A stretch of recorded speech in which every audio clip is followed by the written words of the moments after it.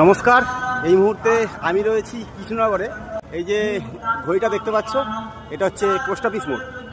আজকে হলো জগদ্ধাত্রী পুজো নবমী। এবছর প্রথমবার কৃষ্ণনগরে বুড়িমাকে দর্শন করতে এসেছি। এই হলো বুড়িমার লাইটিংয়ের গেট। তোমাদেরকে দেখায় ভিডিওটা করার যেটা মেন উদ্দেশ্য।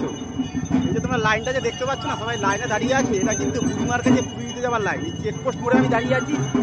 চেকপোস্ট মোড় থেকে লাইনটা কতদূর গেছে আমি যতদূর দেখতে পাচ্ছি ততদূর কালো মাথায় দেখা যাচ্ছে। আর এটা হচ্ছে বুড়িমার কাছে গেছে, আর এটা হচ্ছে লাইন।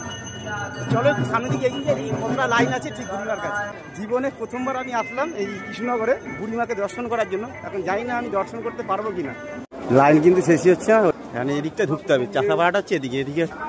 আর এই হচ্ছে ভিড়, বাবারে বাবা, অসম্ভব ভিড় এখানে। কিন্তু এই মুহূর্তে অসম্ভব ভিড়। আমি জানি না যে মাকে দর্শন করতে পারবো কিনা। যে মাকে পুজো দিতে যাওয়ার যে ভিড়, মানে যে লাইন পড়েছে, সেটাই এই ভিডিওতে তোমাদের সাথে শেয়ার করলাম। যদি আমি মাকে দর্শন করতে পারি তোমাদের সাথে ভিডিওতে নিশ্চয়ই শেয়ার করবো।